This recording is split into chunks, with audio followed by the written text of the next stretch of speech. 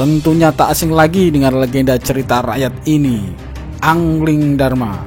Di cerita sebelumnya, setelah duka menyelimuti negeri Malwapati karena Dewi Setiawati telah tiada dalam ritual Pati Obong untuk pembuktian rasa cinta sehidup sematinya kepada Angling Dharma. Namun apa yang dirasakan Angling Dharma duka mendalam dan merasa bersalah karena telah mengingkari janjinya kepada Dewi Setiawati untuk Pati Obong bersama. Walaupun Angling Dharma mengurungkan niatnya karena mendapatkan wangsit dari Dewata.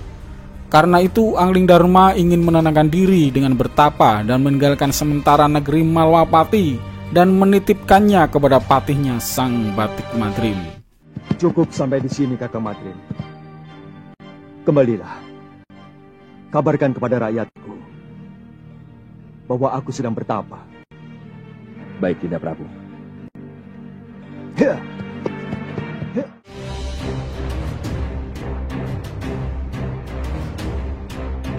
Di seberang jalan hutan lain terlihat seorang pemuda sedang berjalan menyusuri jalan setapak. Ya, itulah tabib muda Suliwa, berjalan menyusuri jalan tulang menuju gua sehabis mencari rempah-rempah untuk bahan membuat racikan ramuan pengobatan. Jangan-jangan si tua bangga itu sudah menangkapnya. Tanpa diketahui Suliwa, ternyata sudah ditunggu oleh Genjik, salah satu perampok yang terluka sambil memegangi tangannya yang hendak meminta tolong untuk diobati. Serta ada beberapa orang yang dirawatnya di mulut gua. Sambil melihat dan bertanya heran, Suliwa diberitahu oleh Genjik bahwa banyak dari para pendekar golongan hitam yang menginginkan Suliwa untuk diperalat dengan membuatkan ramuan obat awet muda dan kuat. Kelihatannya golok yang menggores lenganku mengandung racun, Suliwa. Oh, Kakang belum kapok juga jadi rampok. Suliwa, lebih baik kamu cepat tinggalkan tempat ini. Si tua bangga Sudamani dan teman-temannya mau menculik kamu. Apa salah saya? Beberapa kali Genjik memperingatkan agar Suliwa harus segera meninggalkan goa tempat tinggalnya. Karena menurut Genjik, pendekar Sudamanik yang bergelar Pendekar Silengan 8 dan beberapa pendekar golongan hitam lainnya ingin menculik dan memperalatnya. Namun usaha Genjik sia-sia karena Suliwa tak begitu menghiraukannya. Dan akhirnya benar saja Sudamanik pun tiba. Ketemu juga. Itu suara dia.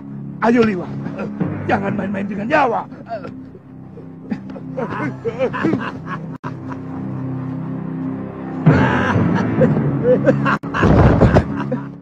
Pendekar Genjik pun lari terbirit-birit juga orang-orang yang ada. Terlihat Sudamanik, si pendekar lengan 8, beberapa kali merayu, namun Suliwa tetap saja menolak ajakannya agar menjadi abdinya. Karena habis kesabarannya, Sudamanik pun hendak memasang Suliwa. Namun Sudamanik dan Suliwa dikejutkan dengan datangnya pendekar perempuan yang bernama, bersama saudara seperguruannya datang dengan maksud yang sama. Apa itu? Yaitu menginginkan Suliwa agar menjadi murid di perguruan Halimun Petak untuk diperalat juga.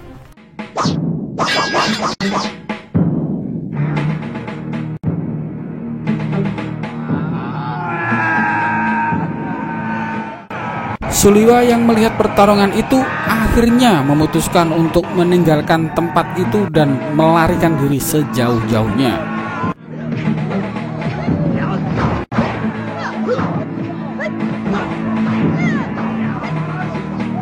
Sementara itu pertarungan semakin seru dan saling ingin membunuh satu sama lain. Masing-masing saling mengeluarkan jurus ampuhnya.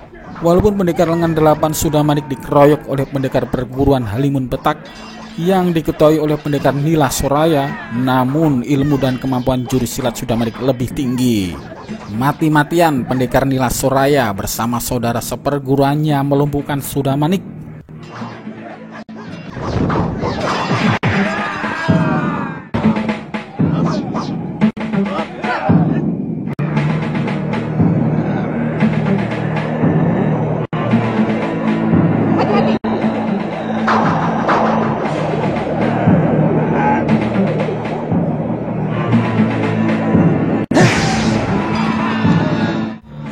Kita tinggalkan dulu usaha mereka melumpuhkan Sudamanik. Mari kita lihat dulu Prabu Anglingdarma yang sedang menunggang kuda menyusuri jalan setapak.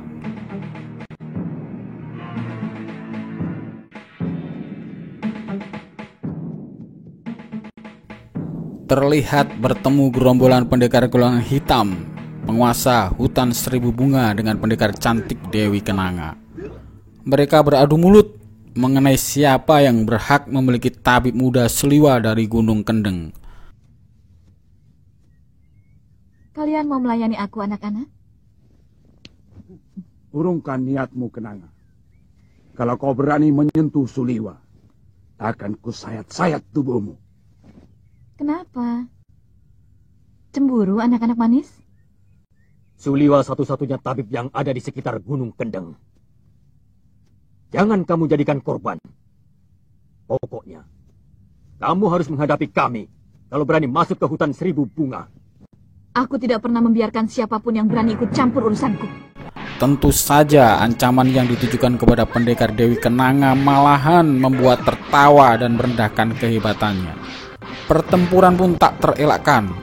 Dewi Kenanga pun dengan enteng dan lincahnya meladeni dan bahkan membuat kewalahan 4 pendekar penguasa hutan seribu bunga.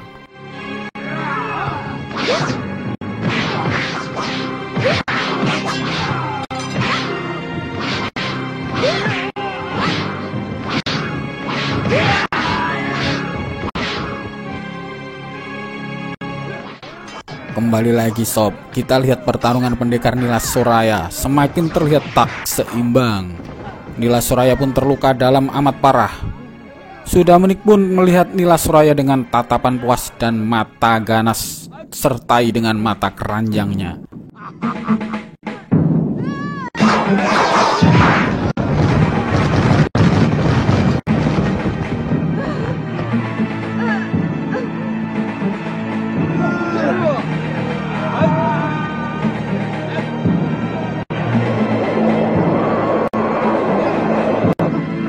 Paling suka perempuan galak. Kejadian yang tak diinginkan pun terjadi. Ayam-ayam kampung.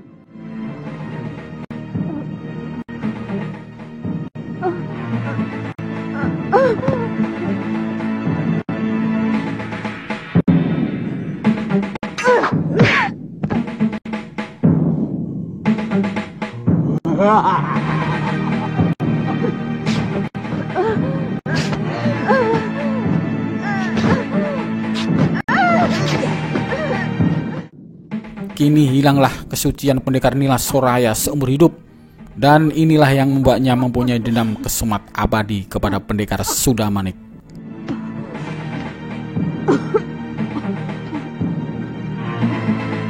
Suliwa! Suliwa! Gara-gara kamu, tabib Buddha itu lari. Suliwa!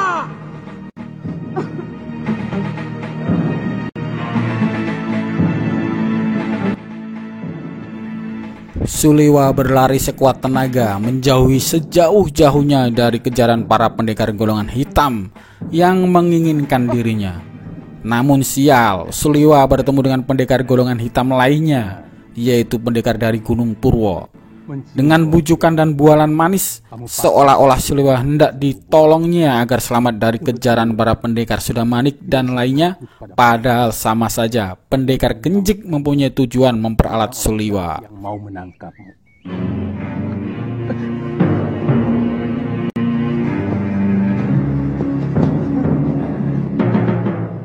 Mau kemana?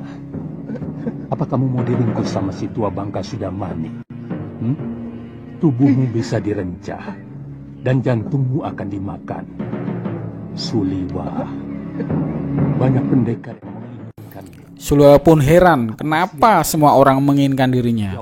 Ternyata inilah penyebabnya. Sebenarnya ada apa dengan diri saya?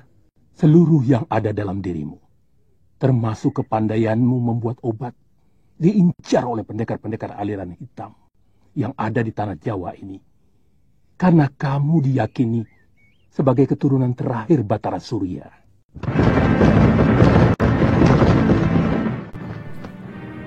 Tiba-tiba, Pendekar Kenjik dan Siliwa dikejutkan dengan kehadiran Dewi Kenanga. Perebutan pun terjadi lagi, kini dengan lawan yang berbeda. Biarkan tabib suci ini menjadi santapan nafsu bejatmu. Jangan berlagak suci, Citra Genjik. Kamu sendiri mau menggunakan tabib muda itu untuk membuat racun dan obat kuat, supaya nafsu binatangmu kepada perempuan bisa terlampiaskan. Iya kan?